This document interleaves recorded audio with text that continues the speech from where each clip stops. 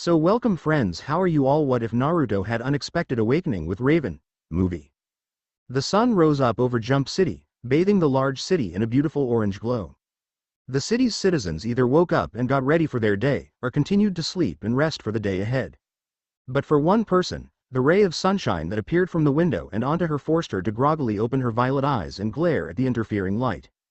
The Teen Titan member known as Raven sighed as the light refused to leave. Lifting herself up a little, she raised her hand and encased the white curtains in her magic before shutting them fully. Closing her eyes once the annoying task was done, Raven let her head hit the pillow before turning over, allowing her short purple hair to splay about. Only once she got comfortable again did Raven open her eyes and look confused. She had no windows in her bedroom, but she had just clearly closed the curtains on one. Turning back over and staring at the window, Raven slowly used her magic to open the curtains, revealing her home, the Titan's Tower, sitting in the distance and standing proudly on an island. This was not her bedroom. This was not her home. Her eyes still wide, Raven looked around the room she was in. White walls, no pictures, and the door to the room she was in was open, showing another room with a dark leather couch just in her view. Her eyes then fell to the floor and it made her freeze in shock. It was her clothes, all scattered about on the floor. Instinctively she checked and realized that she was naked under the cream-colored covers. Trying to take deep breaths to calm herself, Raven turned her head when she managed to connect the dots. Laying next to her, and still thankfully asleep, Raven saw a man she had never seen before in her life.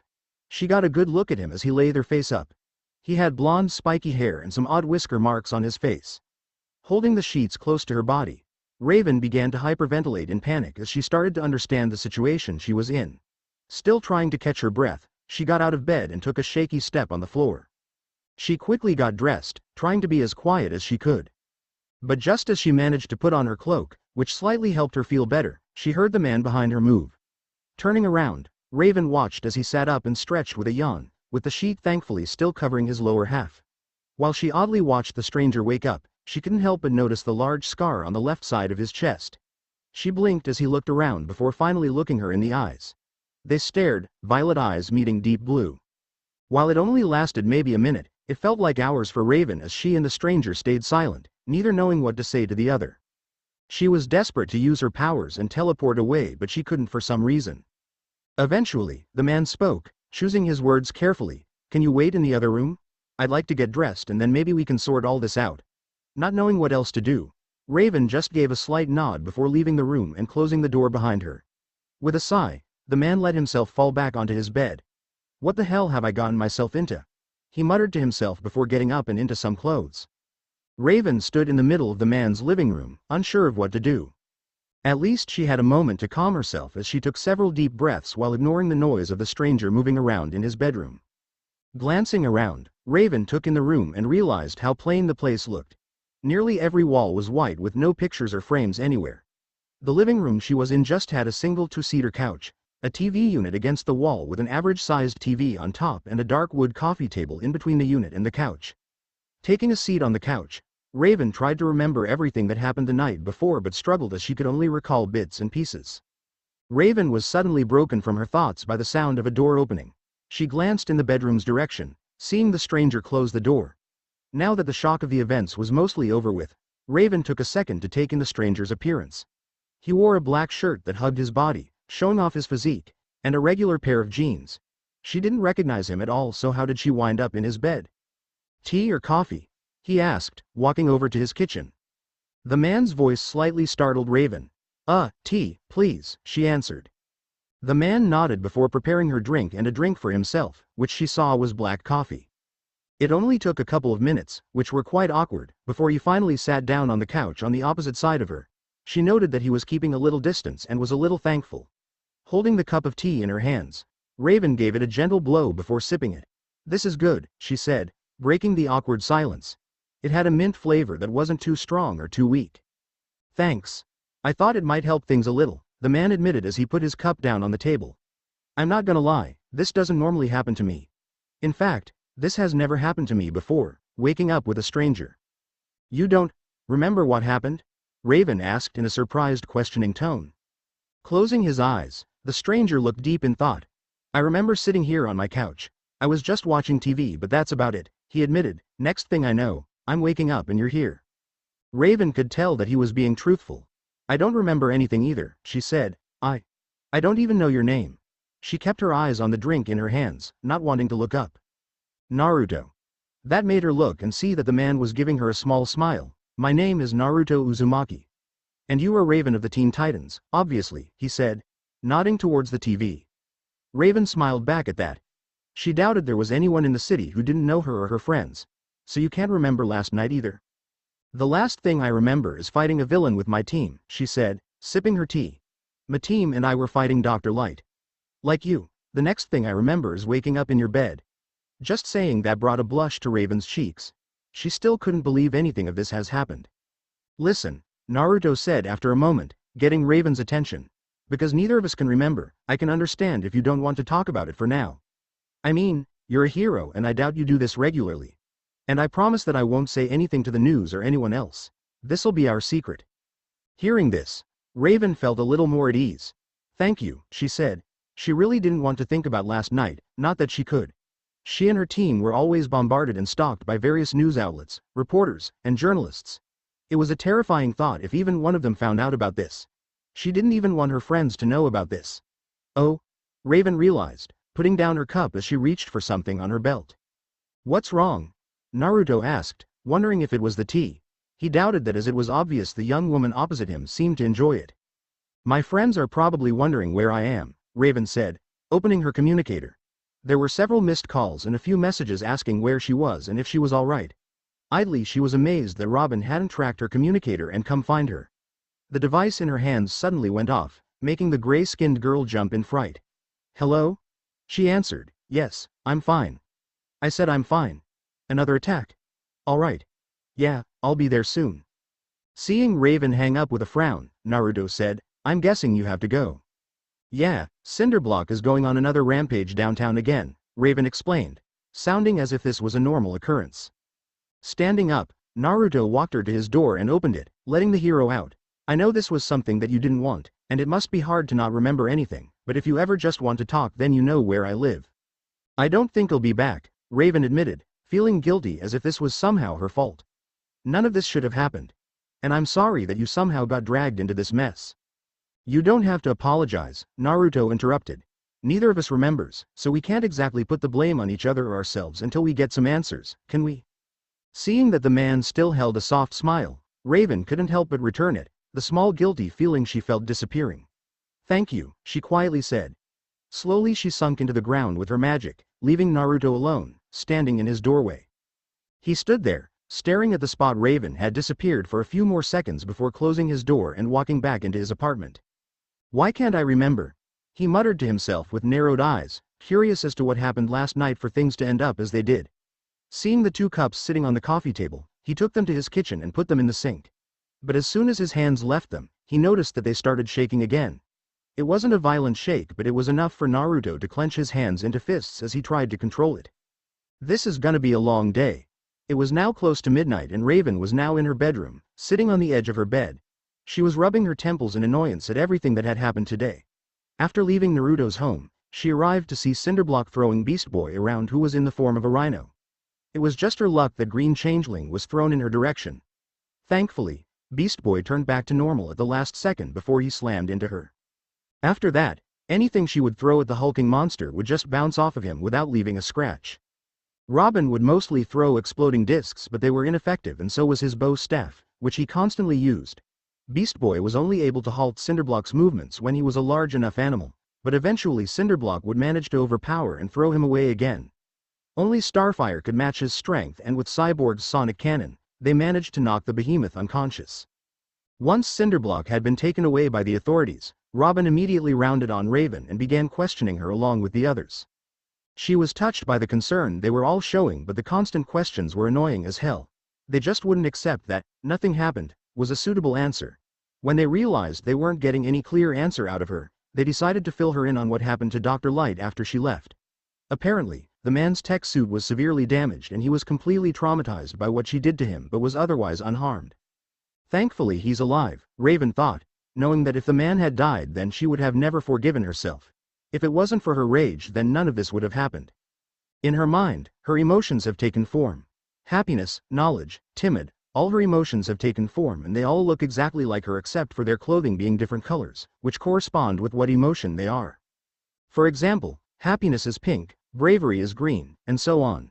Rage was her worst emotion and is one of the reasons she has to control her emotions every waking second. Somehow rage had gotten loose in her mind, which is why she lost control last night. But it still didn't explain her lack of memory and why she and Naruto slept together. God, just the thought of it brought a blush to Raven's face.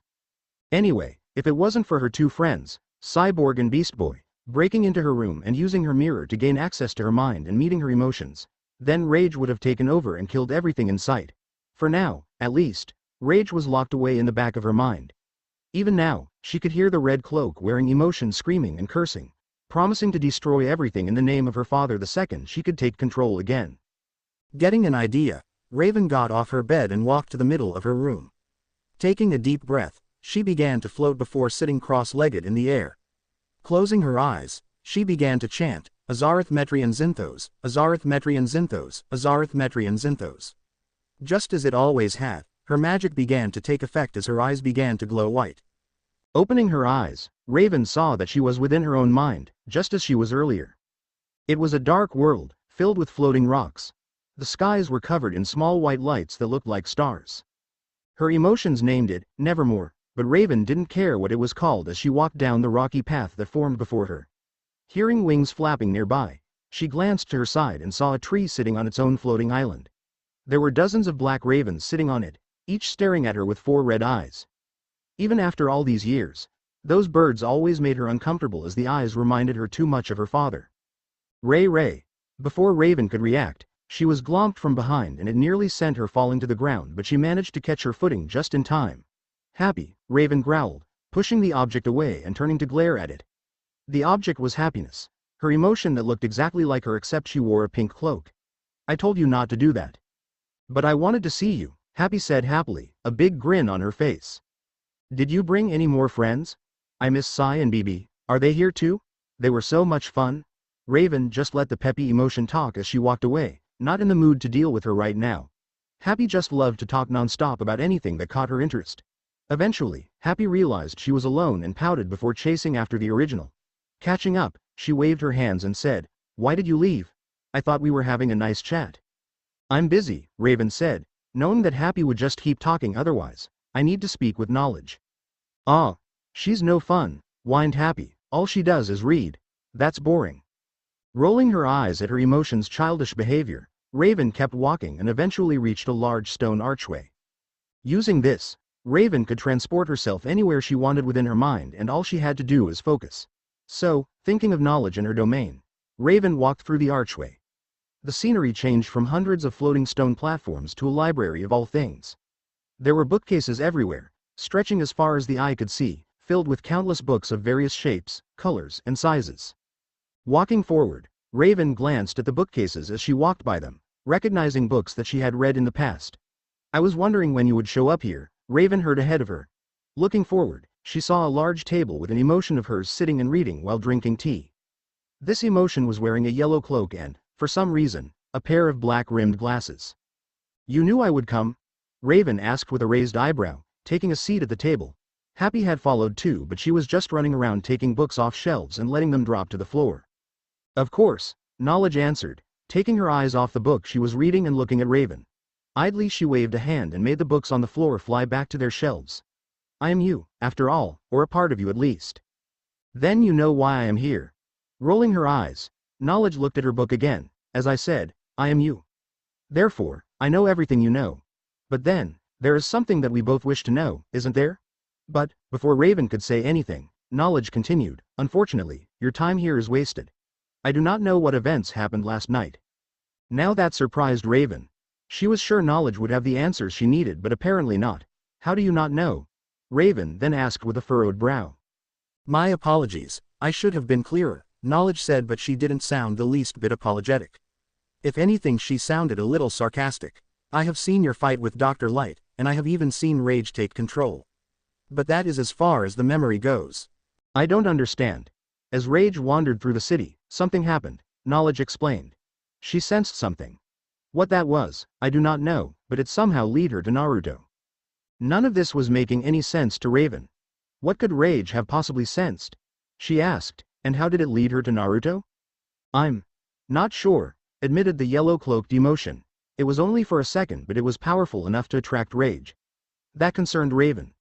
Rage was obsessed with death and destruction as well as power. So if she went after whatever it was last night, then it had to be extremely powerful. And what? Raven insisted, and I'm certain it came from Naruto. Naruto. Where are you? We needed you, how could you let this happen? She's dead, all because you were too weak. You should have just let them kill you. Because of you, we're all dead. No, Naruto screamed, waking up from his nightmare and sitting up from his bed. He was drenched in sweat and panting hard, feeling as though he couldn't breathe. His eyes snapped around his room, taking in his surroundings. Seeing that he was in his bedroom, Naruto shut his eyes. Just a dream, he muttered to himself, trying to catch his breath. It was just a dream. There was a small noise in the distance, catching his attention. Listening, he realized that someone was knocking at his door. Getting out of his bed, Naruto found a plain white shirt and put it on while glancing at his clock. It was 6:30 in the morning, which meant he had gotten about 3 hours of sleep last night. Hearing the knocking again, Naruto left his room and walked through his living room to the door. Imagine his surprise when he opened his door and saw Raven standing outside his apartment, a hand raised to knock again. Her hood was down, showing that she was also surprised, probably from the door opening suddenly. "Hi," she said after a moment. "Hey," Naruto replied. "I wasn't expecting to see you again so soon," he commented while moving aside, letting the Titan in. "Not that I didn't want to see you again, it was just a surprise, you know?" Moving past the man, Raven walked into the living room while speaking. "Did I wake you?" she asked, noticing how tired Naruto looked. Shutting the door, Naruto shook his head. "I just woke up when you knocked, thankfully." He sat down on the couch, which Raven joined. "Thankfully. Nightmare." "Ah." Raven nodded at that, having had a few nightmares herself, mainly about her father. After a moment of silence, she asked, "Do you want to talk about it?" She wasn't used to this, talking to people. Her friends were one thing, but Naruto was practically a stranger or an acquaintance at the very least. Looking amused, Naruto said, "Thanks, but I doubt you came here to talk about dreams. You don't need to worry, I'm used to them now. Can I ask why you're here?" As much as Raven wanted to explain why she was here, she instead asked, "Do you have any more herbal tea, please?" "That's why you're here?" Naruto laughed. "I'm a little hurt that you're here for the drink and not my company." Feeling a small smile tug at her lips, Raven said, "I prefer the tea, thank you, it was more enjoyable." "That hurts," Naruto pouted. He then chuckled, finding this a little funny, and Raven smiled along with him. "I'll be back in a minute. Need to get ready anyway." He stood up and left the room, leaving Raven to her thoughts as she watched him leave. She had decided to return to Naruto's apartment early in the morning for 2 reasons. The first was that it let her leave the Titan's tower without her team being awake to question her about where she was going or who she would see. The second reason was to also visit her favorite tea shop, but they had closed down for some reason.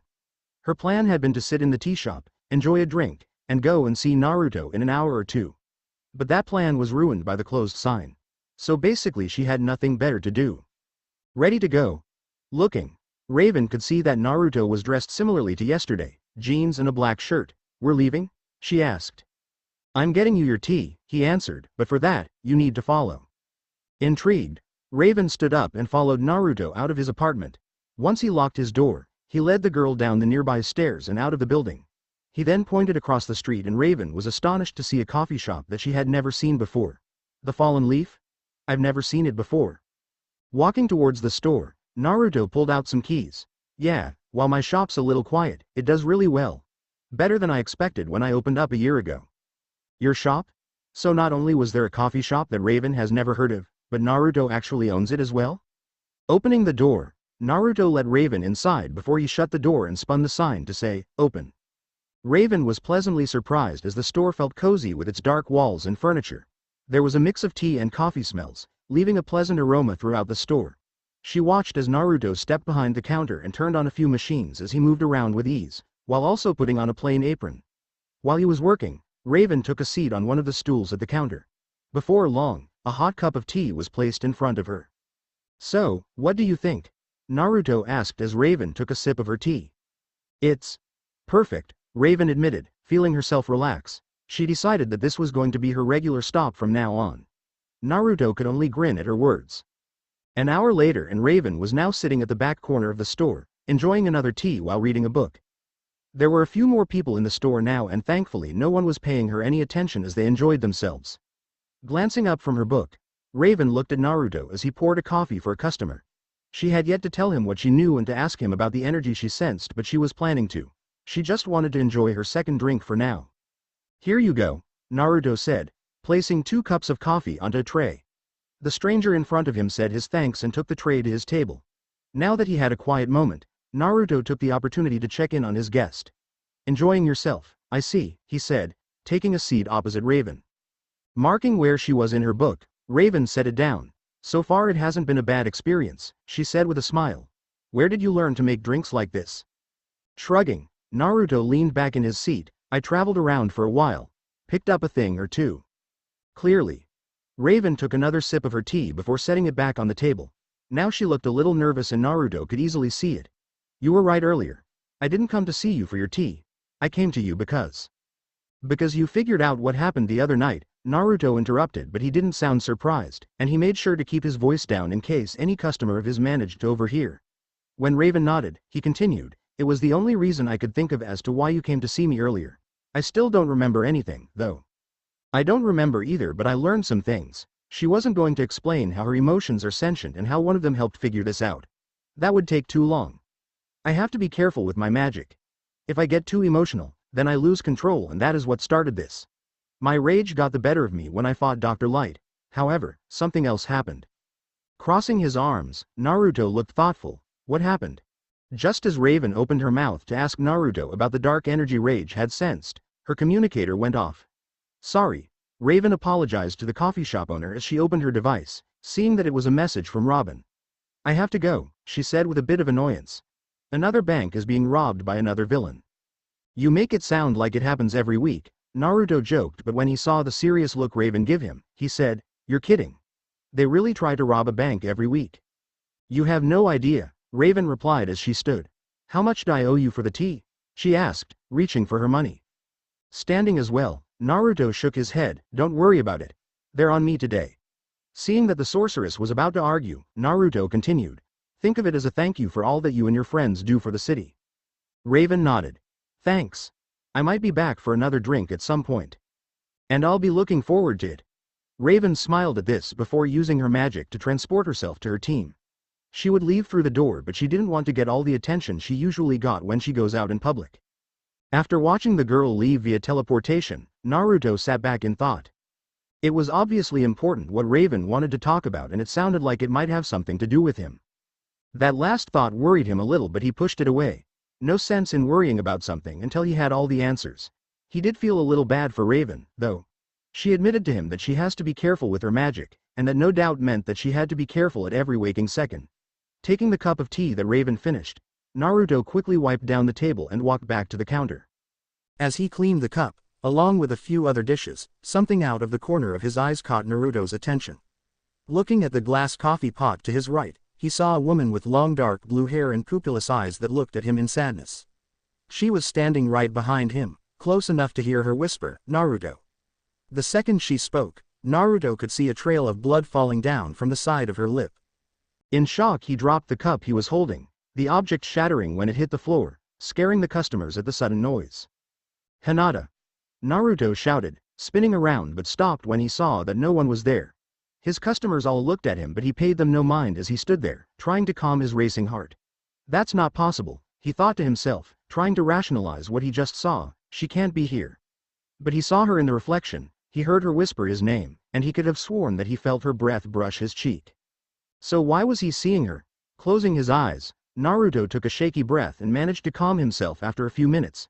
"She's gone," he thought. "They all are." Seeing the mess he accidentally made, Naruto gave a small sigh as he crouched and started picking up the pieces.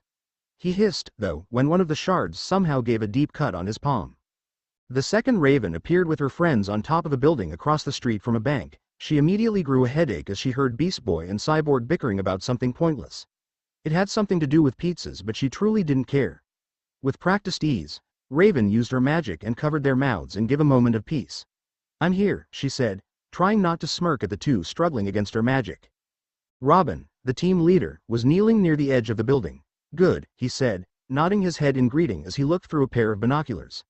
We were alerted to the bank being robbed 5 minutes ago, but, so far, nothing's happened.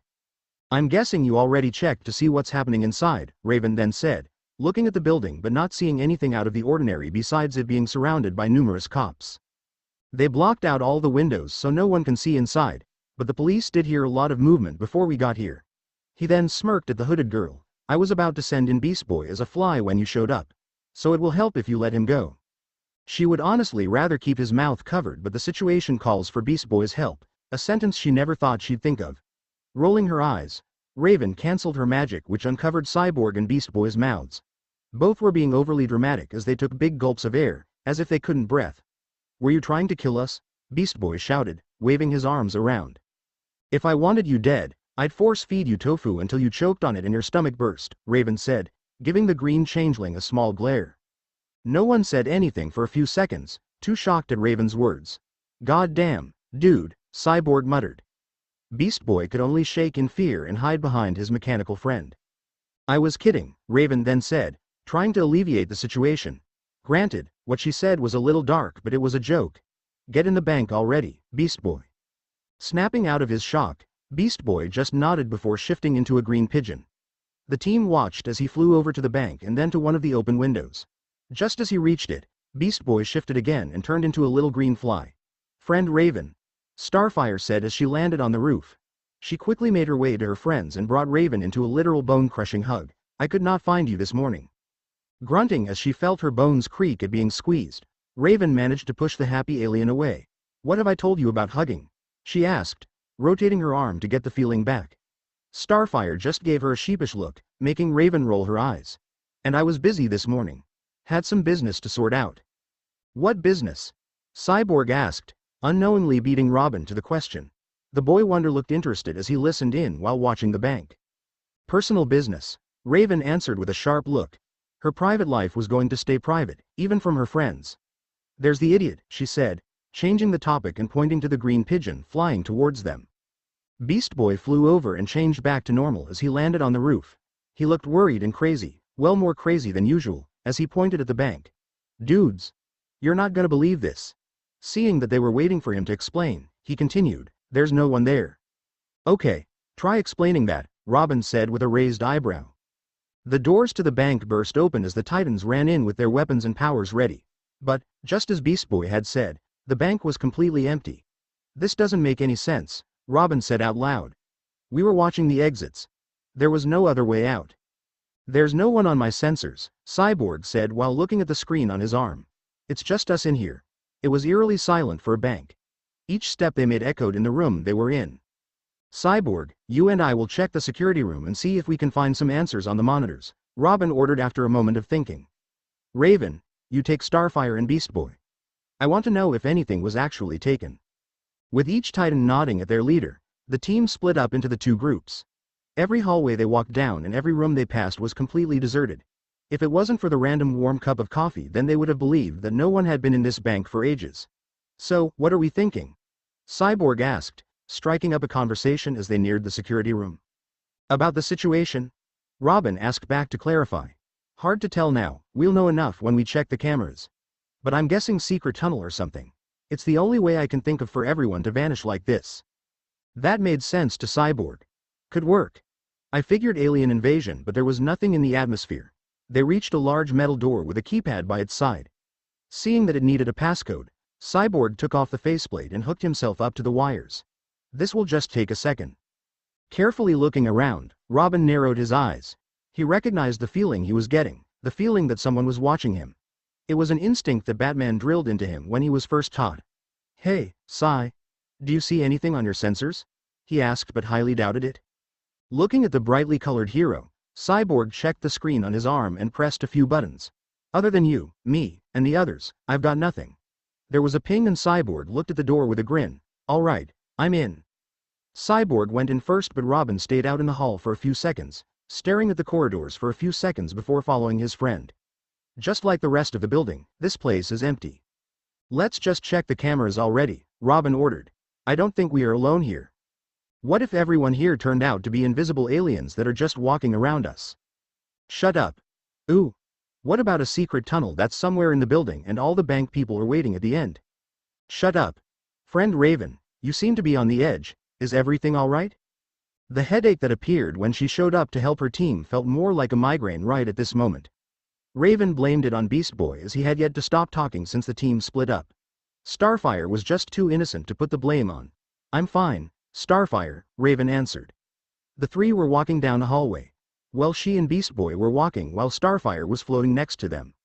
Why did you answer Star when I've been asking you questions? Beast Boy asked loudly, moving into Raven's personal space. With barely a thought, Raven's magic encased Beast Boy and threw him back down the hall they walked down. Because she annoys me a lot less, Raven answered as if it was obvious, uncaring if the boy heard her or not. Every room they checked seemed fine. Nothing was out of order that they could tell. Nothing was broken and the paperwork was all sorted neatly on every desk. Beast Boy even turned himself into a bloodhound and started sniffing around, but, judging by the sad whining noise he made every so often, he could detect nothing out of the ordinary. Pulling out her communicator, Raven flipped it open and called Robin. We've found nothing so far. Have you or Cyborg discovered anything? No, Robin replied through the device. The security system's been tampered with, so there's no recordings at all. Cyborg's trying to recover some of the data, but it's not looking good. Raven frowned at that. Whoever's behind what happened here certainly knows how to cover their tracks. Okay, we'll keep looking. I'll let you know when we've checked the vault. Be careful, Robin warned. I can't shake the feeling that someone's watching us. Understood. Raven pocketed her communicator with a sigh. Why couldn't things just be simple? Was that too much to ask? Thankfully they were nearing the bank's vault, so, as long as nothing goes wrong, this shouldn't last any longer than it should. Come on, she said, getting her friend's attention. We just need to check the vault and then we can regroup. She wondered if Robin was just being paranoid about feeling as though someone was watching.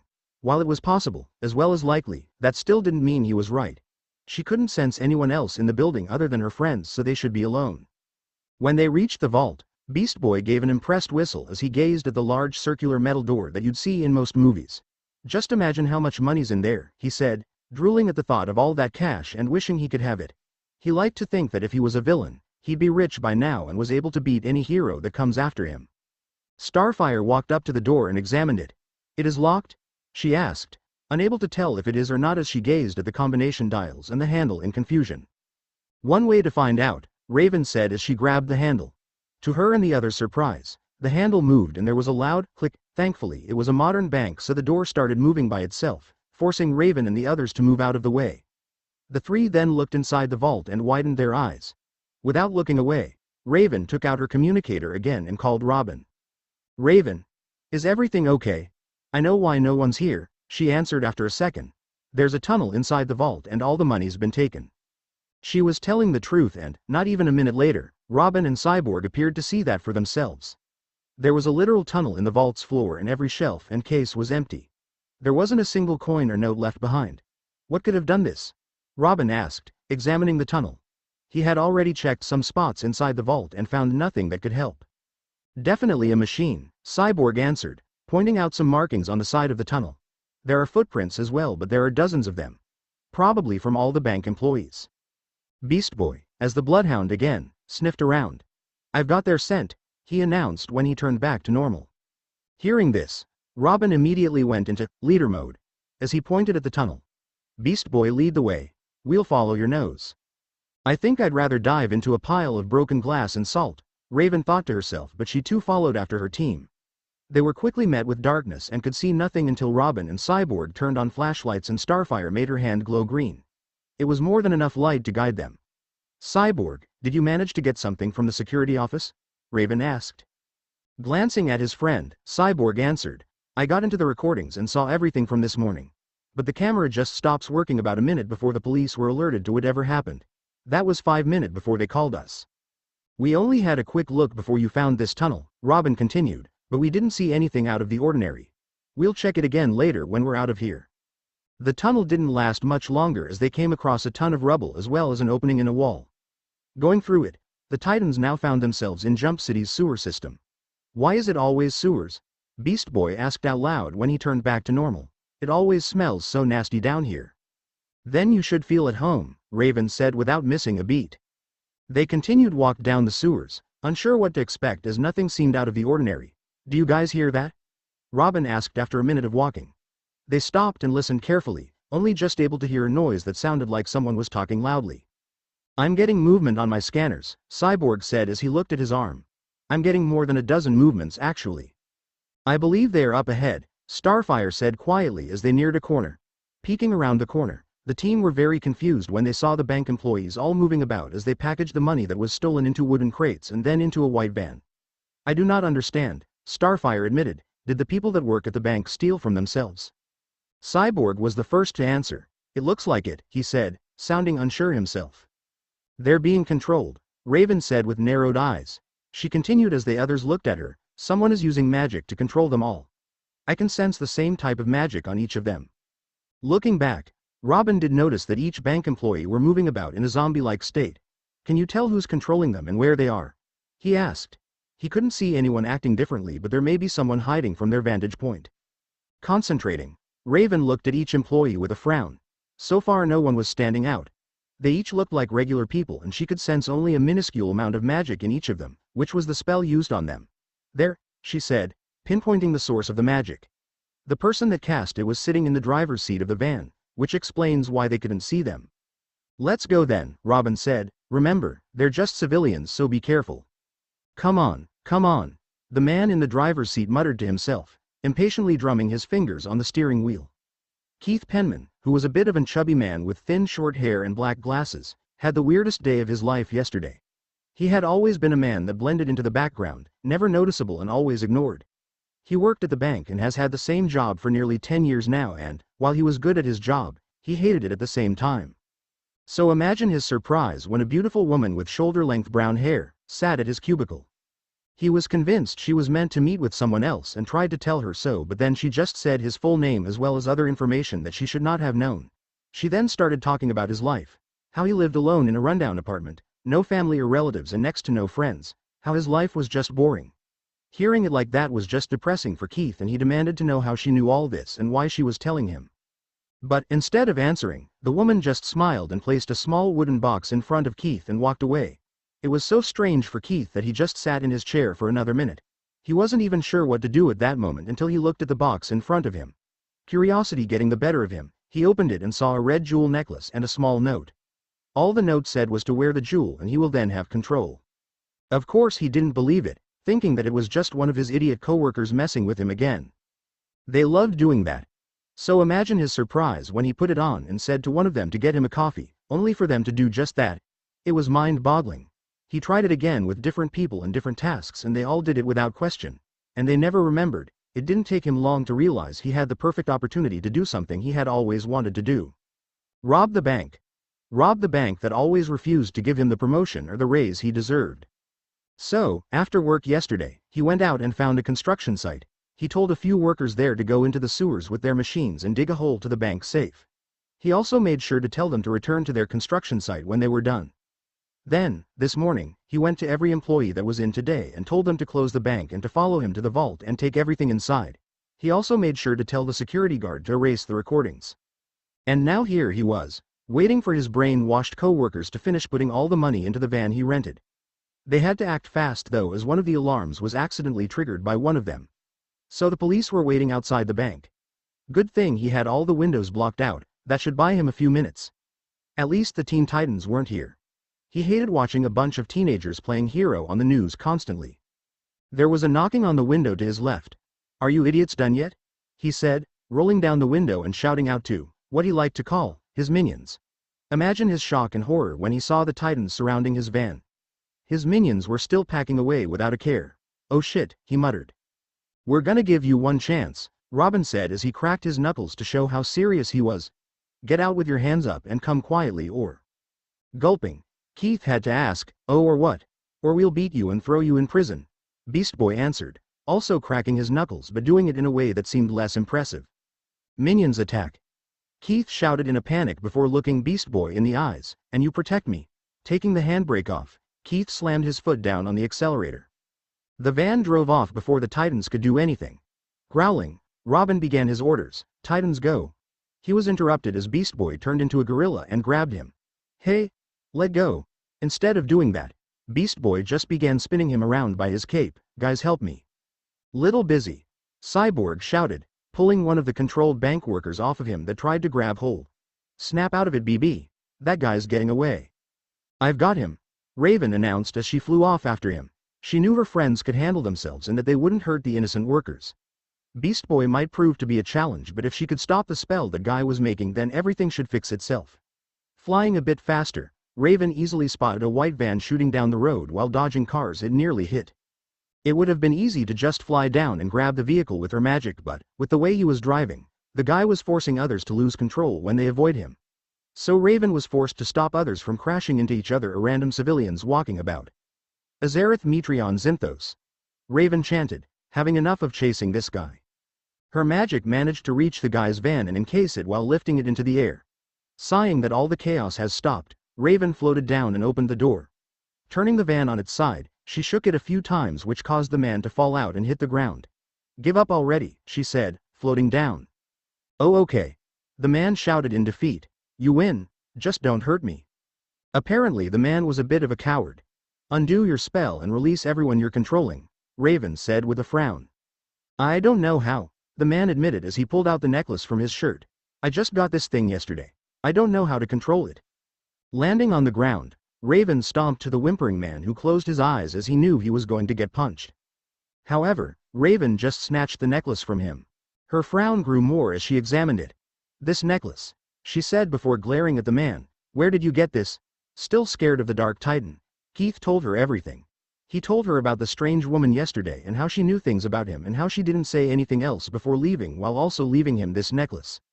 Grabbing hold of the chain of the necklace, Raven gave a small grunt as she pulled and snapped it, which also caused the red gem to turn black. Not even 10 seconds later and Raven's communicator went off. Answering it, she heard Cyborg, Raven? Did you catch the guy? Yeah, I got him, she answered. Out of the corner of her eye, she saw Keith try to sneak away. Waving her hand, Keith was encased in her magic and thrown into a nearby dumpster. Judging by his screams, it was still full of something horrid. Is everything okay on your end? Is Beast Boy still going crazy? Everything's good now, Cyborg answered, making Raven sigh in relief. All the bank workers have no idea what's going on. The last thing they all remember is walking into work this morning. Even Beast Boy doesn't remember anything after that guy took control. As long as everyone was okay, that was the main thing. I stopped the spell. It was from a necklace the guy was wearing. Listen, I explain more when I'm back with you and the others, but you need to know that someone handed the guy the necklace. He doesn't have the capabilities of doing this alone.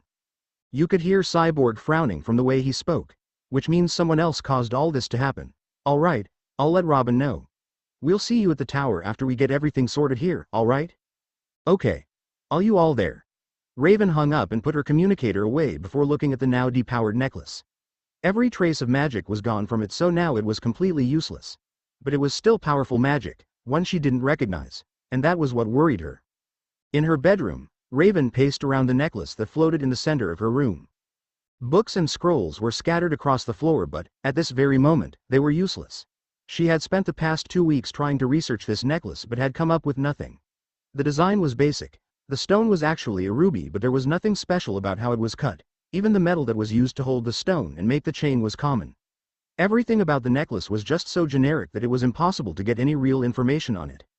The magic that was used in the necklace was gone, having vanished when she broke the chain to free the minds of the bank employees as well as Beast Boy. Not that there was much of a mind to free with him. Usually, an object that has had any kind of magic in it will leave some sort of signature behind, similar to a fingerprint. But the necklace was completely blank. There was just nothing. Now it was nothing more than regular jewelry.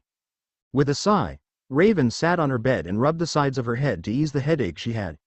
She had barely left her room unless there was an emergency or to just get something to eat. Maybe it would do her some good to get some fresh air. Friend Raven. And the second she opened her door, Raven regretted her fresh air idea immediately. Starfire, Raven greeted with a tired sigh as she walked past her friend. Why were you standing outside my door? The two were making their way towards the comms room of the tower, with Starfire floating behind Raven. I do not know where Robin or Cyborg or Beast Boy have gone. I was hoping that you might know, Starfire explained. No, I haven't seen them, Raven answered. This was the first time she had left her room today and it was nearly 10 at night, so she had no clue where the others were. Are you sure they just haven't gone out to the city or anything? Maybe they went to go get some pizza or something. Looking thoughtful for a second, Starfire nodded and said, "That makes sense. Perhaps they are doing the hanging out someplace." They reached the comms room and went straight for the kitchen, with Raven quickly turning the kettle on. Tea first, and then fresh air. Now that was a good plan in Raven's book. "Perhaps we should do the hanging out," Starfire suggested with a smile. "Tomorrow we can travel to the mall of shopping. Or perform braiding maneuvers on each other's hair." "Starfire," Raven said firmly, stopping the orange-skinned teen from listing more activities as she poured her drink. "I would rather not do anything like that.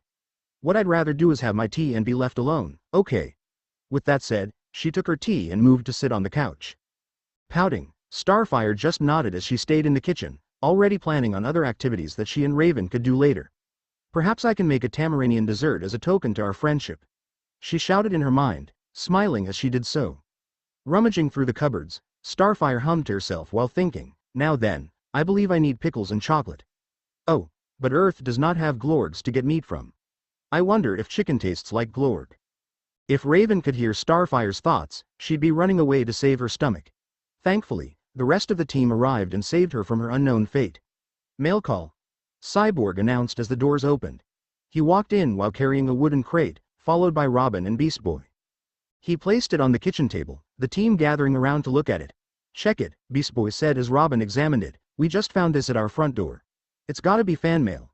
Probably a gift from one of my many admirers." It took everything Raven had not to punch the green changeling as he wiggled his eyebrows at her. "You just found it out our door?" Raven asked as she examined the box, seeing a note that just said that it was for the Teen Titans. "And you don't find that suspicious?" "Why would it be?" Beast Boy asked, not seeing anything wrong that. "Because it could be a bomb or a trap or something," Raven said, as if it would be obvious. "Why did no one else in her team find this really odd? We don't know where it came from or who it's from." Gripping the top of the box, Cyborg tore off the lid while saying, "Well, there's one way to find out."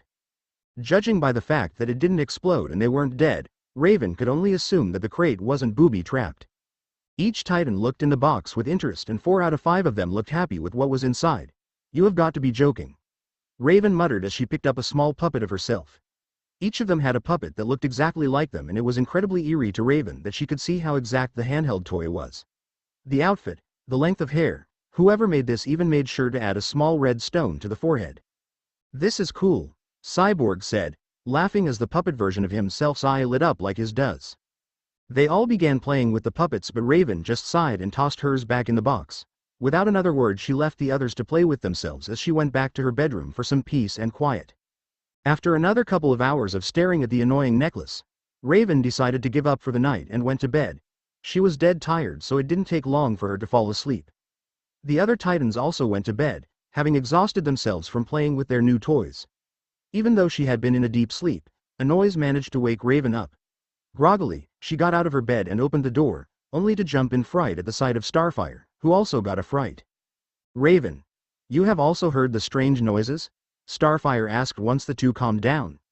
"You mean the noise of you talking to yourself outside my door?" Raven asked back, hard to miss.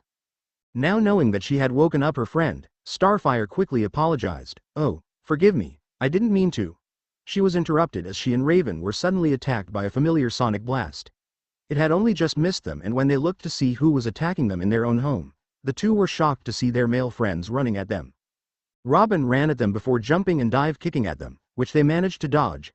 Beast Boy changed himself into a raptor and, with a roar, attacked Raven, who blocked his bites with her magic. "Beast Boy!" she yelled, trying to snap him out of whatever was happening to him. "It's me. Don't make me hurt you." Shockingly, he managed to bite through her magic and make it shatter. Flying, Starfire tried to dodge Robin's attack, but one of his discs managed to get past her. It exploded, blinding her with a bright flash of light. Falling, Starfire was caught by Cyborg, who held her tight to make sure she didn't get away. Raven continued defending herself from Beast Boy, but he managed to swipe her with his tail and launch her into Cyborg's other arm. Both girls struggled, but it was no use. "Friends," Starfire said, "why do you attack us? What is wrong with you guys?" Raven said. The boys just kept staring at them, and it was then that Raven noticed their eyes were glowing blue.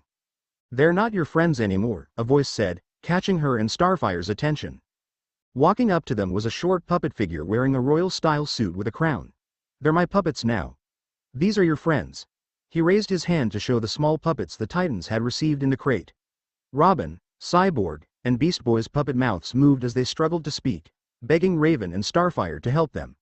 The Puppet King then held an object that glowed with magic as the enslaved boys held up the puppet version of the girls. All of a sudden, Raven started feeling something was wrong. It was like her energy was being drained and there was nothing she could do. But she had to try. So, struggling against the magic that was being used on her, she chanted, Azereth, Metreon, Zinthos. She trailed off at the end, all her power being sucked away just as she finished her own spell. Her magic countered the Puppet King's, knocking his controller out of his hand and messed with his spell. Picking up his controller, he made sure it wasn't damaged before seeing the girls run off. After them, he ordered, sending off the other Titans to do his bidding. I want their power. Raven and Starfire managed to make their way to the basement where they climbed down to the underground exit. Once they were sure they were clear, I don't understand, Starfire said in a confused and worried tone. Raven, what are we going to do? Turning on the light, Raven was about to answer when she noticed that she was looking at her own body. Starfire? She questioned, seeing her body nod at her. Raven? Starfire exclaimed with a gasp. You are me, and I am you? Groaning, Raven slapped her, or rather Starfire's, forehead. Oh, this is just. She stopped as Starfire kept panicking, accident using Raven's magic to make the light explode. Quote. Perfect, she finished with a sigh. Okay, so somehow that Puppet King, whoever he is able to use magic and used it to trap the souls of our friends. Raven thought as she and Starfire walked down the streets of Jump City, having been able to make their way through the emergency exit they use. I guess I managed to interrupt his spell when he was trying to get our souls, which would kinda explain how our souls went into the wrong bodies. What wasn't helping the situation was that Starfire kept complaining. Oh, Raven.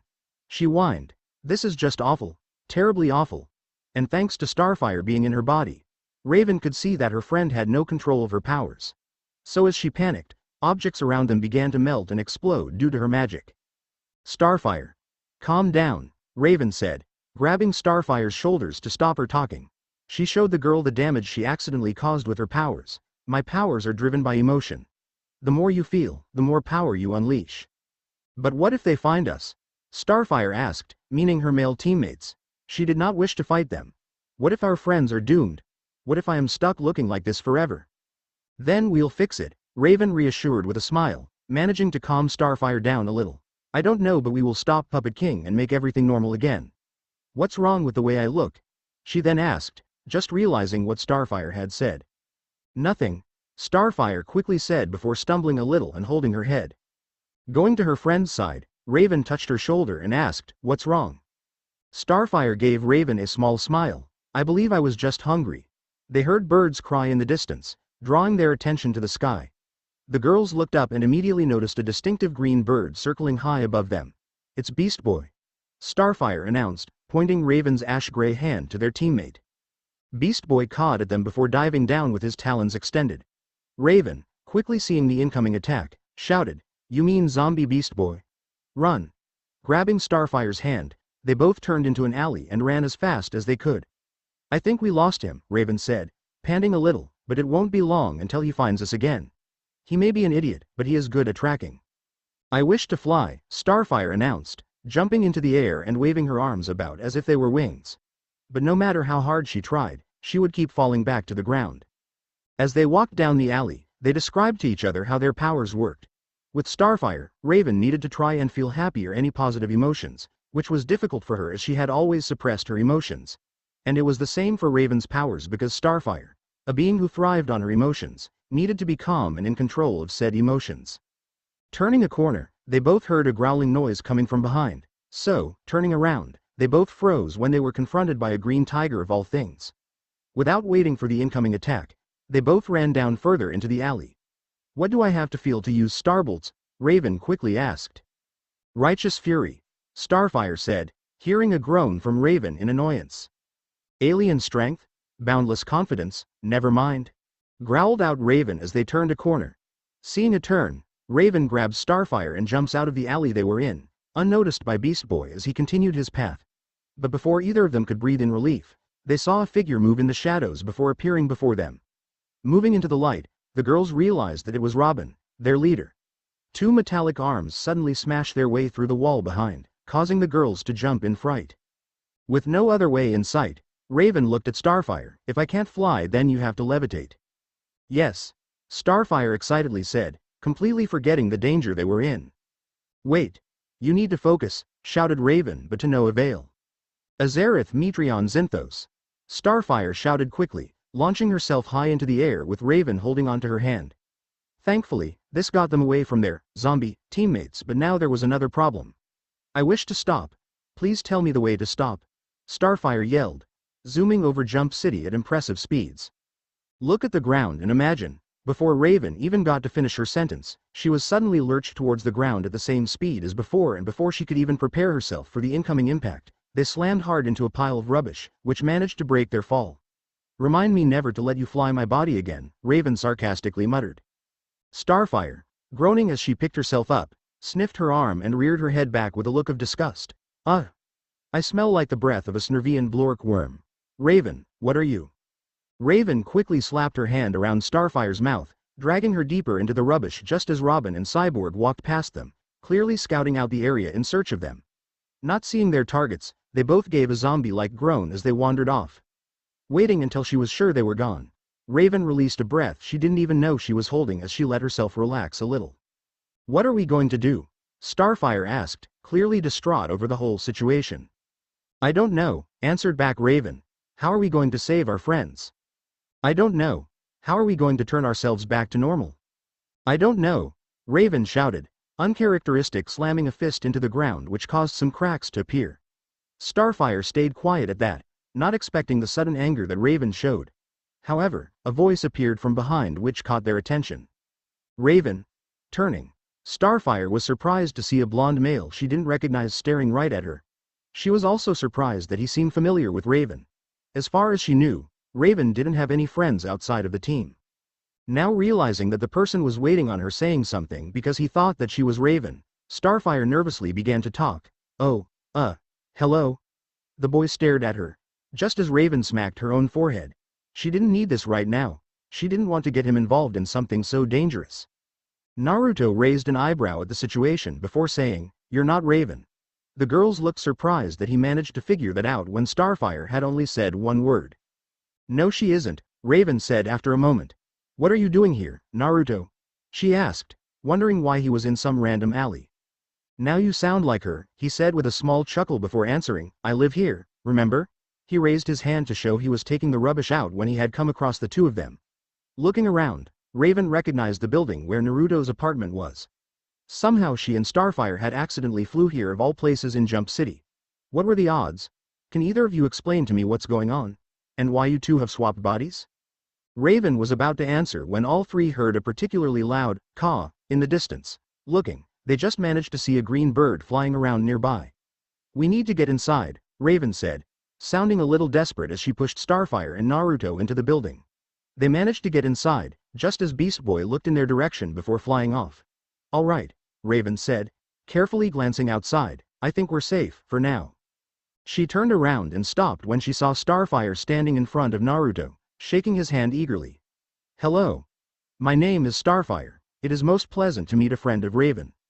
Returning the handshake with almost equal enthusiasm, Naruto said, and I'm Naruto, always nice to meet a new friend. They were both so cheery that it made Raven feel a little nauseous. I need a drink, she said, walking past the two and up the stairs. Knowing that she was going to his apartment, Naruto followed as he chatted a little with Starfire, the two becoming fast friends. Soon, they were all sat in the living room, with Raven and Starfire on the couch and Naruto on one of his kitchen chairs that he brought in. They each had a drink in hand, which Raven sipped happily, already feeling herself relax a little from the situation. Okay, now can someone explain what's going on? Why were you both hiding from your teammate? Naruto asked. We were attacked by the Puppet King who has trapped the souls of our friends into little puppets, Starfire answered. We do not know how he has done this and we have somehow swapped bodies. And I'm guessing that your friends' bodies are being controlled by this Puppet King person who ordered them to hunt you both down, Naruto deduced. Smart. And how is that smart? Raven asked, curious to know what he was thinking. Leaning back into his chair, Naruto crossed his arms. If you were fighting against any other villain, you heroes wouldn't hold back, would you? He received two head shakes as answers. These aren't villains you're fighting, they're your friends. While their minds are not their own, their bodies are, which means you have to hold back unless you want to hurt them. The Puppet King has made it so that you are both basically fighting with one arm tied behind your back, that's why it's smart. Raven realized it was true. She and Starfire were at a severe handicap fighting against their friends because they didn't want to hurt them, even if they were being controlled. I do not wish to hurt our friends, Starfire said, voicing Raven's thoughts. Plus there's also the fact that you're both in the other's body, Naruto continued, neither of you know how to use the other's powers and you're both fighting against your body's muscle memory. Yep, we're screwed, Raven muttered out loud with a frown. The odds really were stacked against them. The three went silent for a few minutes, with both Raven and Naruto trying to come up with a plan while Starfire had her own thoughts. How is it that you two know each other? She asked in a curious tone. The way the two spoke to each other showed that they were friends, but Raven had never mentioned him before. Blushing, Raven stuttered a little, unsure how to answer that question. She didn't want her team to find out she had a one-night stand with a complete stranger when her powers took over, and she especially didn't want Starfire to know. Naruto, on the other hand, laughed at Raven's reaction. Who knew the dark sorceress was shy? We met last week, he answered easily. I own the coffee shop across the street and she came in for a drink. Every day since then she's shown up and we became friends along the way. That sounded believable, Raven thought in surprise. Oh, I see, Starfire said, believing the story as she knows Raven goes to tea shop every other day when she had the chance. I am glad that Raven has other relationships outside of our team. And I am glad to have met you, as well. Grinning, Naruto nodded. I'm happy to be Raven's friend and I'm glad I can be friends with you too, Starfire.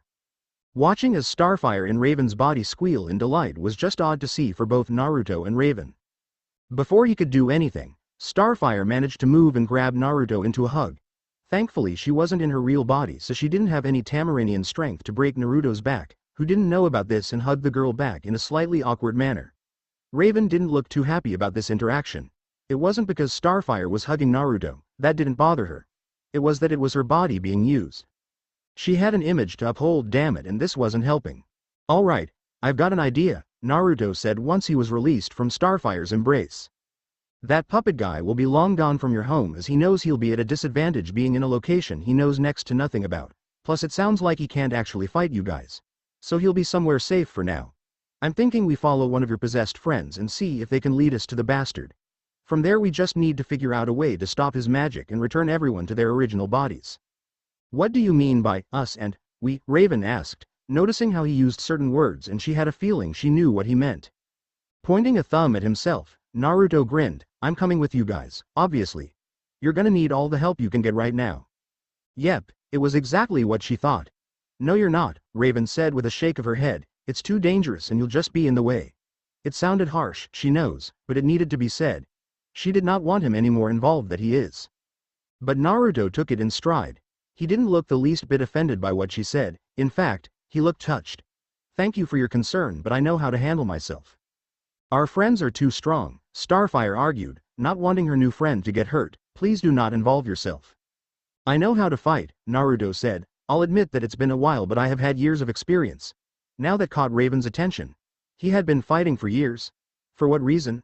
Then she wondered if it had something to do with the power she sensed from him that night a week ago. I'll be back in a moment, he then said, standing and leaving the room.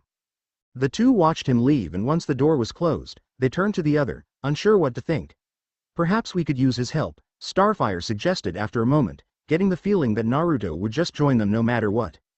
Raven had the same feeling, already figuring that Naruto was stubborn. I don't think we have a choice in the matter. I just hope we can keep him safe.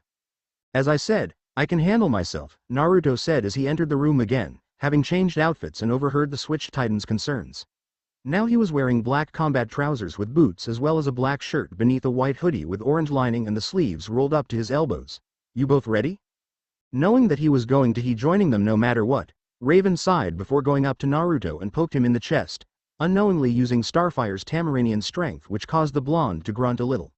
Fine, you can help, but if it gets too dangerous and we tell you to hide, you hide, got it? The stern look she gave him made Naruto nod his head. Why'd I get the feeling she'll only hurt me if I don't listen? He wondered, feeling a small shiver run down his spine from Raven's stare. Got it, he replied, you order, I listen. Satisfied, Raven nodded back and headed for the door. Let's go then, the sooner we do this, then the sooner we can get back to normal. Of course your friends go into hiding just as we start looking for them, Naruto said as he and the others walked down an alley, being careful to check the corners just in case of an ambush. So, how are you both doing? Managed to use the others' powers yet? While they have been looking for the possessed titans, Naruto had suggested for both Raven and Starfire to try and learn how to use the others' abilities so that they may put up a better fight when the time came. However, judging by the annoyed look Raven had and the saddened one Starfire wore, Naruto just knew that they hadn't made any progress. I have been trained for years not to use my emotions, Raven said with a scowl. It's just not natural for me to feel things, not like how Starfire does. And my people use our emotions to empower ourselves, to make ourselves stronger, Starfire stated. It is difficult for my people not to express themselves. They're total opposites, Naruto thought, knowing it was obvious. Not only in their looks and personalities, but the way their powers and abilities worked were the opposite of the other, making things more difficult for them. Noticing Raven looking at him, he raised an eyebrow. Something wrong? Your hand, she said, pointing a finger at it. It's bandaged. Looking, Naruto could see she was staring at his right hand that did have a bandage on it. Right, forgot about that. After we last talked, I accidentally dropped a mug. When I went to pick up one of the pieces, I cut myself. He moved the bandage a little to show that the cut was still there. It's okay, though, it doesn't hurt anymore. Raven was about to tell him that she'll heal his hand when she gets her body back, but, before she could say anything, Starfire gasped and pointed up towards the sky. Look, she called a little too loudly, it's Beast Boy. Naruto and Raven followed her line of sight and saw the Beast Boy as a bird flying high above them. Thanks to Starfire's shouting, they had to quickly hide and were fortunate as it seemed like the Green Titan hadn't heard them. They watched as he flew about the area, giving a random caw before eventually flying off in a random direction. Being quick to follow, the trio soon found themselves near an abandoned theater. Seriously, Naruto muttered as he and the others hid in a nearby alleyway, peeking around the corner to see Beast Boy make his way into the theater. What is with bad guys' obsession with abandoned places? It's the first place anyone is going to think to look. Raven shushed him just in time as Beast Boy reemerged from the theater as a Doberman, sniffing around the perimeter. After several minutes, he walked off and it gave the group a chance to move towards the building. Examining the many boarded-up windows, Naruto frowned. If we try and pry them off, then we'll make too much noise. We need to try and keep the element of surprise. Then we should head to the roof, Raven suggested. There's usually a way into places like these up there. Seeing this as a chance, Starfire smiled as she placed her hands on Raven's shoulders. Now, do as I instructed. Think of something joyful. As Starfire began to list off all the things that made her joyful, Raven instead ignored her and closed her eyes while taking several deep breaths. Slowly, she began to float and, seeing that this was their chance, Naruto and Starfire took her hand and they all flew to the top of the building. Thankfully it was a slow flight instead of the chaotic fast-flying Starfire managed earlier. They made it to the roof without anyone noticing and Starfire began to clap quietly with a large smile on her face. Very, very good. What was your joyful thought? Wasn't much, Raven replied with a shrug. I was just thinking of going to get some tea when this is all over, that's all. It didn't sound like much, but if that was what made Raven happy, then so be it. Tell you what, Naruto decided to add, next time you visit my shop, your drinks on the house. That made Raven smile. She loved his drinks and if they were free, then they were even better. You too, Star, Naruto said, looking to the other girl, come visit whenever you want. Now that that was out of the way, the three went back to the task at hand and that was making their way into the theater. The only obstacle now was a locked door and Starfire, with Raven's guidance, managed to focus enough to break the lock. However, she did get a little too excited and blew the doors open, somehow without alerting anyone. Inside, they climbed through the rafters and stuck to the shadows. Finding the Puppet King was surprisingly easy as the small wooden man was standing out in the open in front of a small cauldron filled with blue fire. The possessed titans were nowhere in sight but were probably nearby in case of an attack. The three widened their eyes when they saw the Puppet King hold the captured puppet titans above the flame. No, Raven whispered, gripping and cracking the wooden rafter she was on. Starfire, not wanting to see her friends perish, quickly used Raven's power and caught the puppet titans as they were dropped. The Puppet King, seeing this, spun and saw his enemy hiding above him in the rafters. No, bring them back to me. The Puppet King ordered, bringing the possessed titans into the room. Oh, that can't be good, Naruto muttered, seeing Cyborg ready his arm cannon and aim at them. And he was right as a sonic blast was fired at them, destroying the rafters and throwing the three down below. Before he could make sure the girls were okay, Naruto reacted on instinct and ducked, avoiding a flying kick from Robin who sailed past him. Alright, so I'm fighting you then, Naruto said, cracking a few knuckles before getting into a stance, I'll try not to hurt you too bad. Possessed Robin just stood and stared for a moment before taking out a small weapon. It then extended, showing it was now a bow staff that he spun a little. The two ran at each other, with Robin swinging down his weapon. Avoiding the weapon was easy for Naruto as he kept evading the attacks, and he even managed to land a few punches to Robin's torso, forcing the controlled masked teen back a few times. Seeing an opening, Naruto stepped aside as the bow staff was swung down. It hit the ground with a loud clang, and he then stepped on the weapon before slamming an open palm against Robin's chest, launching him away and into a crate. He didn't stay down as he ran at Naruto again with a birdie-rang in hand. He swung at the blonde as soon as he was close enough, only just managing to slice his trouser leg before he was pushed away. Knowing that the possessed titan was going to keep coming at him, Naruto kicked up the bow staff and spun it around before he too ran at Robin. "Sorry," shouted Starfire as she used Raven's magic to throw crates and items at Beast Boy. She was still holding onto her trapped friends as she flew. The changeling dodged most of the projectiles but was hit a few times. Even though Starfire knew that she was not fighting her friend, it still made her upset that she had to fight him all the same. Beast Boy, who changed into a hawk so that he could keep up Starfire in the air, weaved through the air, dodging boxes. With his talons extended, he aimed at Starfire, but a crate was suddenly slammed into him, throwing him against the wall nearby. Turning back to his original form, Beast Boy rubbed his head before staring at Starfire again. He then shifted into a large gorilla as he beat his chest and roared. Grabbing onto a rope, which surprised Starfire as it should have been impossible to take his weight, Beast Boy began to swing towards her, easily bashing away anything that Starfire threw at him. Raven ducked as she avoided Cyborg swinging at her. She cursed herself slightly as she couldn't do anything against her friend. She didn't have Starfire's strength or starbolts. All she could do was fly, and even then, she had to concentrate to do that. "Come on, righteous fury," Raven muttered to herself, remembering what Starfire said to her earlier. Gasping as her back hit a wall, Raven flipped over Cyborg as he punched the wall where her head just was. This gave Raven a quick moment to breathe as Cyborg seemed to be stuck. Raven began to shake her fists about a little, trying with all her might to will some starbolts, but nothing happened. "Damn it!" shouted Raven as she saw Cyborg rip his arm out of the wall and turn to her, changing his arm into his sonic cannon. Reacting quickly, Raven jumped off the rafter they were on, Cyborg's attack barely missing her. However, just as she began to fly, Cyborg reached over and grabbed her foot, swinging her down into the ground. With the air being knocked out of her, Raven stayed on the floor as she groaned in pain.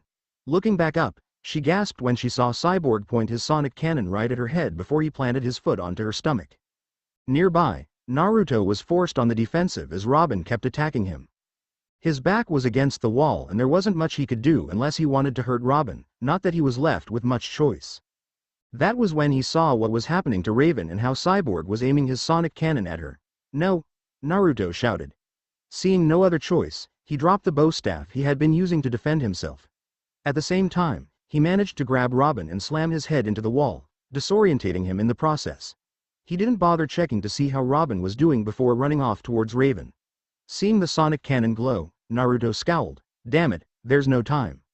Raven could only stare at the sonic cannon in despair, unable to fight against Cyborg. But something unexpected happened. 1 second, she was lying on the floor, helpless. The next, she was standing nearby and had a perfect view of Naruto laying where she had been. What was also surprising was the glowing orb he held with his right hand. "What?" was all Raven could say. "Rasengan!" Naruto shouted, thrusting his attack straight into Cyborg's sonic cannon. There was a large explosion and Raven was forced to cover her eyes for a moment to let the dust settle. When it did, her eyes widened when she saw that Cyborg had been blown away and crashed into several crates. The cybernetic teen's arm cannon completely destroyed up to his elbow. Snapping her head to where the explosion had happened, she could see Naruto kneeling on the ground and coughing. "Are you okay?" Raven asked, going to his side. She carefully took hold of his arm and helped him stand, which he did with a grateful nod. She wanted to ask about the strange attack but figured she could ask later. "I will be," he answered. "What about you? I saw Cyborg almost hit you." She nodded. "Yeah, I'm okay thanks to you." She then narrowed her eyes at him. "We'll talk about that strange attack you did later, understood?" "Yes, ma'am," Naruto quickly answered, figuring that was going to happen. A birdie-rang landed in front of the two, making them look at it before realizing it was an attack. They didn't have time to react as it exploded into a cloud of smoke, obscuring their vision. They couldn't even see Robin walk up to the smoke and throw a disc inside. After a few seconds, it exploded in a large ball of fire. I've had enough, shouted Raven, getting Robin's attention as he looked up. He saw that Raven was floating while holding Naruto by the back of his hood. Her eyes glowed green as her right hand formed a starbolt. Shouting, she threw starbolts at the wires that held the rafter up, forcing it to fall to the ground with the Titan's leader on it. Raven! Help! Shouted Starfire from the ground. Looking down, both Naruto and Raven saw Starfire being held by Beast Boy, who was still in the form of a gorilla. Just a few feet from them was the Puppet King who held the trapped Titans as he ran towards the cauldron. Getting an idea, Raven slightly lifted Naruto, who seemed to understand what was about to happen. No, he said, just as Raven held him back, not a good idea. She threw him as hard as she could towards the Puppet King. Naruto had his arms in front of him as he flew through the air at high speeds. It only took a second for him to slam into the Puppet King. Easily landing on his feet, Naruto grabbed the Titan puppets in one hand and the controller in the other. With a smirk, he tossed the controller in the flames behind him. No! Shouted the Puppet King as the flames grew, just as he began to shake violently. The trapped Titans glowed before their souls were released, quickly flying back into their original bodies. Then both Raven and Starfire gasped as their souls left their bodies before returning to their rightful place. "I'm me," shouted Starfire after Beast Boy let her go, "and you are you." "We're back," yelled Cyborg with a cheer before noticing what was left of his arm. "What the hell happened to me? Who did this?" Their small celebration, and Cyborg's angry rant, was interrupted as the Puppet King began to yell, "No, the controller, without it," he said as he tried to crawl to the cauldron. "I'm just a..." He trailed off as his body became a lifeless puppet, falling over just next to the cauldron. "Just a puppet," Raven said as she walked up to the fallen villain, nudging the body with her foot to make sure the puppet was lifeless. "It's over," she said, reassuring the others, "the magic that brought him to life is all gone." "That's a relief," Robin said, "I'm sorry you both had to fight us."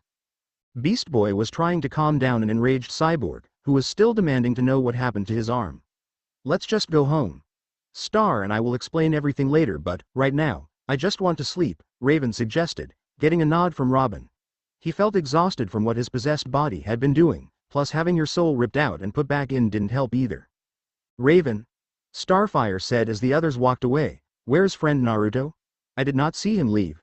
She had wanted to thank him for his help and invite him over to the Titan's tower to meet everyone, but he disappeared as soon as the fighting had stopped. "I think I know where he is," Raven replied, having seen what direction Naruto left in when the Puppet King died. "Go on ahead, I'll make sure he's okay." Starfire nodded and left to catch up to the rest of her team, leaving Raven alone in the theater. Walking the opposite direction everyone left in, she rounded a corner and found Naruto hunched over and leaning against the wall.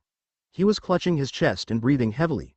"Naruto," Raven called out, running to him. Hey," he said before coughing. "I'm okay. Just need to catch my breath." Moving him so he was sitting against the wall, Raven hovered her hand over him and frowned. "I can't sense any injuries besides a few cuts." "Why are you like this?" "Because," Naruto began with a sigh, having caught his breath a little. It still sounded heavy but more under control. "My own chakra is killing me." "So you're from another dimension?" "Yep. A world where you grew up training to become a shinobi while also having a creature called a tailed beast sealed into you at birth?" "That wasn't by choice, but yeah, that's right. And before you arrived in this dimension, you were fighting in a war to stop some guy called Murderer from taking over the world. And then Murderer was betrayed and turned into a goddess who also tried to take over the world. His name was actually Madara. Madara. Other than that, yeah, he turned into Kaguya somehow, and then my team and I fought her." Robin, who had been talking to Naruto in the Titan's Tower med bay, rubbed his temples as he felt a headache appear. All he wanted was to go to bed after the whole Puppet King fiasco last night, but that idea was scrapped when he returned to the tower with his friends to find Raven already there with a complete stranger.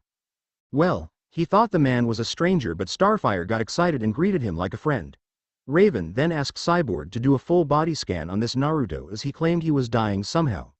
While Cyborg was performing the scan, after rebuilding his arm of course, Robin took the opportunity to ask Naruto a few questions.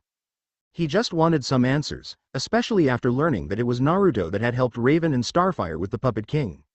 He would have understood if Naruto didn't want to talk, but the blonde was okay with sharing his story. Naruto was laying on a table as a scanning machine slowly passed over him several times. Robin was standing to his right, leaning against the wall, and, to his left, Raven sat on a chair, listening intently. Behind a nearby screen, Cyborg was typing into a computer with Beast Boy and Starfire next to him. Are we done yet? I promise you I'm okay now, Naruto said, wanting to stop the machine. He didn't care for this room, reminded him too much of hospitals and he spent enough time in those buildings. Sorry, not yet. Raven apologized but she didn't sound that apologetic. As soon as Naruto had told her that his chakra was somehow killing him, she had forcibly teleported them both to the tower and had her friends try to find out what exactly was wrong with him. He just went along with things, knowing it would be easier than fighting against Raven on this. What happened after Kagaya? Have I got that right? Robin asked, nodding when Naruto nodded to him. What happened when Kagaya took over Madara? You said she somehow captured every person on your world and trapped them in an illusion. Shifting a little to get a bit more comfortable, Naruto continued but he lost his smile as he remembered the events that happened. It was a massacre, that's what happened, he answered. It was just myself and my team. 4 of us fighting against a literal goddess. Believing that this might be too personal, Raven made a suggestion. You don't have to keep going. You don't owe us any answers. Thanks but I'd rather just get this off my chest, Naruto said, giving Raven a smile to show that he was okay. It wasn't like he was trying to keep any of this a secret anyway so it really didn't bother him that much. Idly, Raven noticed that one of Naruto's hands was clenched into a fist and was shaking a little. It was obvious to her, as well as Robin, that Naruto wasn't as okay as he made it seem he was. My team and I fought Kagaya with everything we had but it didn't matter.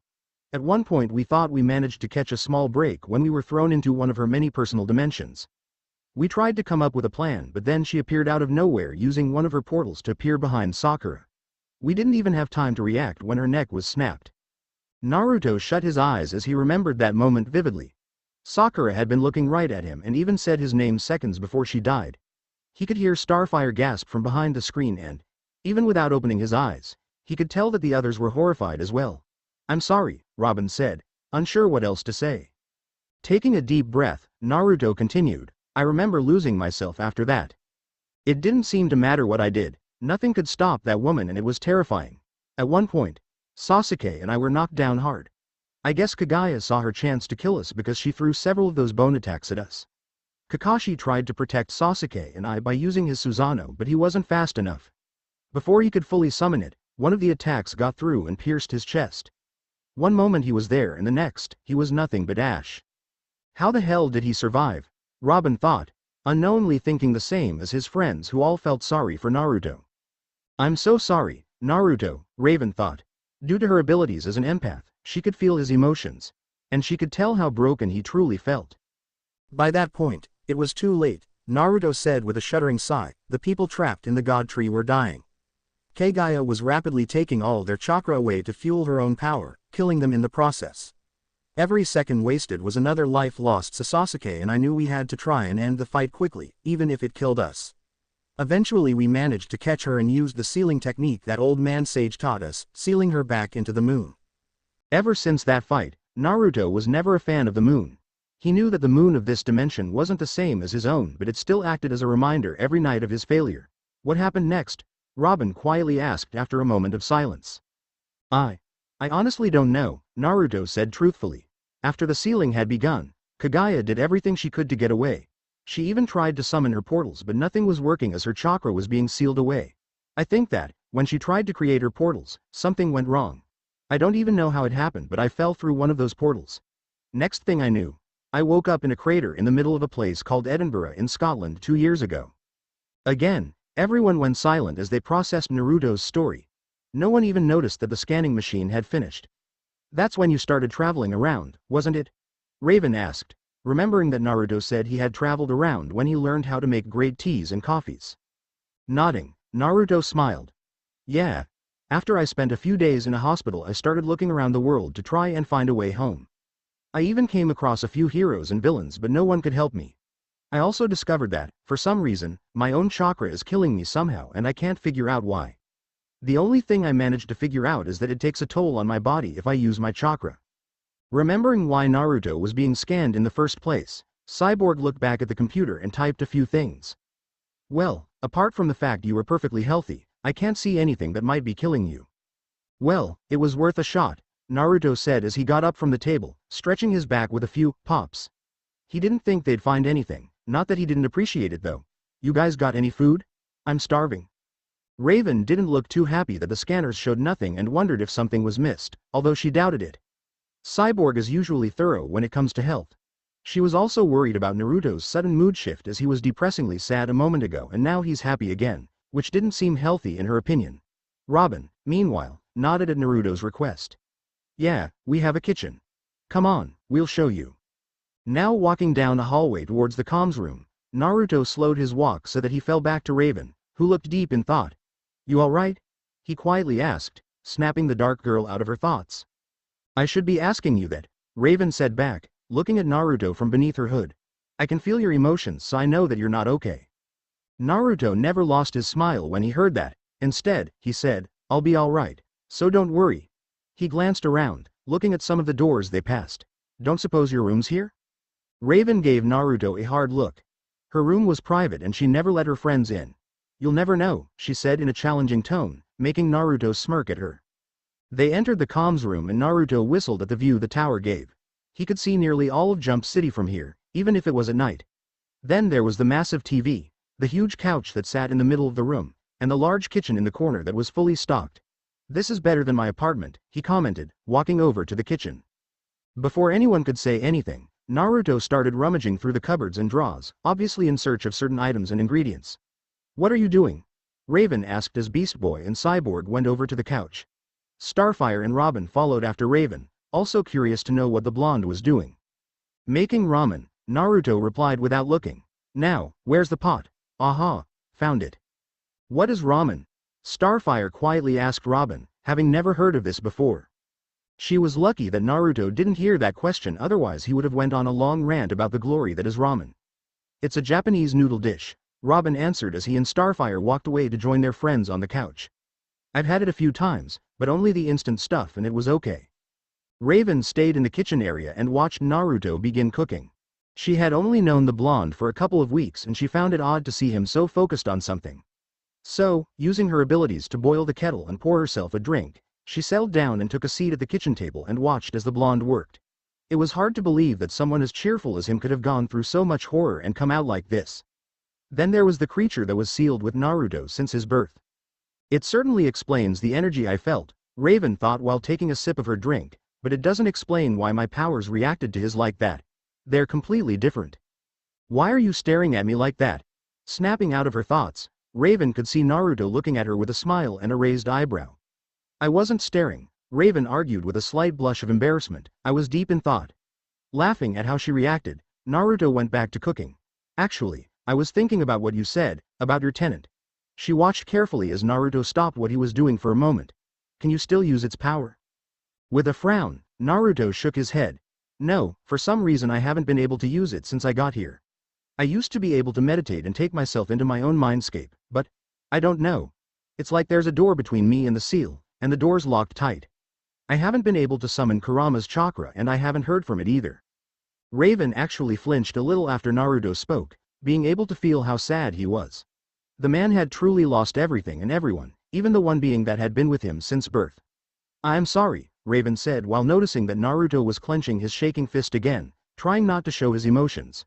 Reaching over, Raven gently placed her hand on top of his, glad to feel Naruto's tremor slow to a stop. Thank you, Naruto quietly said with a small smile of appreciation. While her hand was on Naruto's, Raven subtly used her powers to try and see what was wrong with Naruto's chakra. His chakra had a very calm feeling to it and she could tell it was strong, but she couldn't sense anything wrong with it. Realizing it was quiet, Raven blinked and looked to her friends, her eyes widening as she saw them all grinning and staring at her and Naruto. Holding hands. Calmly, Raven took her hand back from Naruto and glared at her friends. Not one word, she said, her eyes promising excruciating pain if someone makes a comment. Her eyes narrowed as their grins grew. She really hoped that they wouldn't jump to conclusions. Chuckling at what was happening, Naruto went back to the boiling pot and stirred it. It's been a while, Naruto thought as he and all the Titans sat around the kitchen table and ate the ramen that he made. He was sat between Raven and Starfire while Cyborg and Beast Boy sat opposite them and Robin was sat at the end of the table. I can't remember the last time I sat with friends and had fun, he thought, knowing that the last time was before the Fourth Shinobi War. They were swapping some stories. The Titans with a few of their escapades defeating some villains while he told them all of some of his earlier missions. Right now, Naruto was just finishing his story of some of his D-rank missions. And then we cornered the enemy. She's fought back, nearly taking my eyes out as we captured her and brought her back. Dude, Beast Boy said with a laugh, it's just a cat. She was a demon. A demon, I tell you. Naruto shuddered. He still had the random nightmare of that cat and, from what he could remember, many other Konoha shinobi had the same nightmares. Pretty sure there was a bet going on with the more senior shinobi on how long it will take for someone to snap and kill the creature. They all had a laugh at his exaggeration, though Naruto pouted as they didn't seem to believe him. Even Raven gave a smile at his stories. Eating some of his noodles, Robin commented, this stuff is good. Better than the instant stuff I had before. It took a lot for Naruto not to tear up at the mention of instant ramen. He still had a scroll full of the stuff and he had no way of accessing it without possibly killing himself. The scroll just sat there in his apartment, mocking him. It took me a while to get it right, Naruto explained, but the stuff back home was much better than what I can do. Ichiraku's made it perfectly. Eating more of her noodles, Raven found Naruto's comment hard to believe. If his drinks, and apparently his food, were anything to go by, then Naruto was a natural in the kitchen. Beast Boy and Cyborg were slurping their ramen quickly. Robin enjoyed his at a leisurely pace, and Starfire also loved hers, though she did ask if she could add mustard, which made Naruto a little confused. Before long, Naruto realized that it was nearly 4 in the morning and he had to open his shop in a few hours. It's been fun, but I'm gonna head home, guys, he said with a yawn, finally feeling tired after everything today. Even the Titans were showing their own exhaustion and stuffing their stomachs full of good food didn't help. Need to get some sleep. I think you guys need it too. Like a bunch of children, each Titans whined and said they weren't feeling tired even though it was obvious they were. I'll teleport to your apartment, Raven suggested, seeing the others nod. They each gave Naruto a tired goodbye, although Starfire did give Naruto another hug. This time it was with her Tamaranian strength and Naruto almost felt his back snap from the gesture. Cyborg and Beast Boy followed after her, saying their good nights. It was Robin that surprised Raven as the leader shook Naruto's hand and said, you saved us from the Puppet King, so feel free to come visit whenever you want. Doors always open to you. Thanks, Naruto said, also surprised by the kind offer. He kind of felt like an honorary Titan now. He wondered if he would get one of those communicators they had. You guys can come by shop too, if you like, he offered happily before saying, just make you guys come disguised, don't need reporters and paparazzi annoying my regulars. Raven nodded at this, without Naruto or Robin seeing. She considered herself one of his regulars and would hate to see someone taking pictures of her as she tried to enjoy a cup of tea. After Robin agreed, he too left for bed. Raven turned to Naruto. Now to your apartment, she said, raising her hand. Naruto watched in interest as her magic enveloped them both before receding, showing they were just outside of his apartment. That's cool, Naruto commented with an impressed whistle. It does come in handy, Raven said, like it was nothing. To be honest, teleporting was incredibly useful. Especially when she wanted to get something to eat without her friends seeing her in the kitchen. A quick teleport and she's got her snacks within seconds and no one's the wiser. Hey, thanks again for your help tonight, she said while lowering her hood. No problem, he said with a laugh, I always help my friends when I can, be it just having a quick chat or stopping a supervillain from killing innocent heroes. Opening the door, he gave Raven another smile. So, am I seeing you at my shop tomorrow? Or later today, I should say? Readying her teleporting spell, Raven didn't even need to think about. I'd imagine so, as long as no one else threatens the city. They shared a quick laugh as Raven slowly started to sink into the ground. Good night, she said, still holding her smile. Returning it, Naruto also replied with, good night, Raven. Once she was gone, Naruto went into his apartment and locked his door. Feeling too tired to change clothes or anything, he made his way to his bed and fell on it, snuggling into his pillow with a yawn. It didn't take long before he fell asleep with a light snore. For the first time in a while, Naruto actually had a restful sleep despite only getting in a few hours. There were no nightmares or anything, just sleep. He had a feeling he had a dream but couldn't remember it, although he could have sworn he could remember seeing the color purple for some reason. In fact, the restful night put him in a good mood for the day. Right now he finished pouring a drink for a customer before handing it to them. There you go, he said, please enjoy. Thanks, the customer said before taking their drink and going to a table to join their friend. What's got you in a good mood? A voice next to Naruto said. Turning, Naruto saw his colleague Max, a teen who helped work at the Fallen Leaf. He had only been working there a couple of months now and, so far, he was enjoying it as the pay was good and it gave him time to study in his spare time. He has short black hair and wears a blue hoodie beneath the apron that Naruto provided for him. Cleaning the espresso machine, Naruto answered, don't know what you're talking about. You were humming when you opened up, Max pointed out. Plus you haven't stopped smiling either. And it's starting to freak me out. I had a good night, that's all, Naruto replied, obviously not wanting to tell anyone what actually happened. You'd be amazed what a good night's sleep can do. What about you? How was your night? Putting some dirty mugs and glasses on a tray and bringing it back over to get cleaned, Max groaned, too busy finishing homework. If I don't get a B on my next test, my mom said she was gonna ban me from my games until I get my grades up. Laughing at how his employee was grumbling, Naruto glanced at the clock and remembered something. Hey, I need to go pick something up before I forget. Will you be okay looking after things for a little while? Yeah, Max waved him off. Just make sure you're back before your girlfriend gets here. That made Naruto trip over his own feet. He just managed to catch himself thanks to the counter. Snapping his head around, Naruto then gave Max a confused look. Girlfriend? What are you talking about? The girl that wears a hood and sits by the corner, reading and not talking to anyone but you, Max said, his grin growing as he spoke, also known as Raven of the Teen Titans.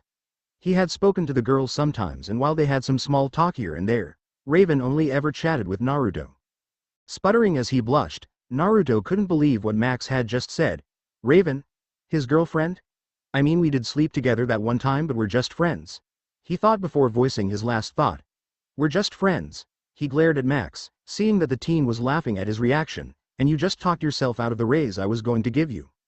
Wait. I was kidding. Max shouted, trying in vain to get back the raise, but it was too late as Naruto was already out of the door. Aw. Thanks again, old man. Naruto said as he left a store, laughing at how the owner cursed him for the old man comment. He was now carrying a brown package, a bottle of sake that he had specially ordered for tomorrow's event. He made sure to hold it carefully, not wanting to drop and smash it. While walking back towards his shop though, he passed an alley and had to stop as he heard something. It sounded like a child was crying. Placing the bottle down and to the side so it won't smash, he went down the surprisingly wide alley with narrowed eyes as he felt the hairs on the back of his neck stand on end. Something wasn't right. He found the child and saw that they were huddled in the corner, a large rag covering their form as they cried. Taking a quick look around, Naruto could see nothing out of the ordinary. The child was still crying, so Naruto reached down to touch their shoulder. But just as his fingers brushed the rag, he jumped back just in time as a man landed where he was standing a moment ago. He could see that there were two more men like the first one surrounding him, appearing from the shadows. Every one of them wore the same exact thing. A black uniform with metal plates around their limbs, and an orange mask that covered their faces. They all just stared at Naruto and they didn't say a word. Mind telling me who you all are? Naruto asked, looking at each of them, but still they said nothing. One of the men moved first, throwing a punch at Naruto with surprising speed, but he easily caught it. Naruto then threw his own punch and landed it on the man's chest, knocking him back a few feet. So that's how it is, Naruto said, cracking his neck, let's get this over with. I've got to get back to work. Even without his chakra, Naruto was still formidable with his taijutsu, having kept up with his training in his spare time. They all moved at the same time, trying to overpower him quickly, but Naruto was anything but. Taking a step back to let a fist fly past him, Naruto quickly grabbed the appendage and spun, throwing the first masked assailant into another. Using the momentum, Naruto backhanded the other assaulter in the jaw just as they lunged at him.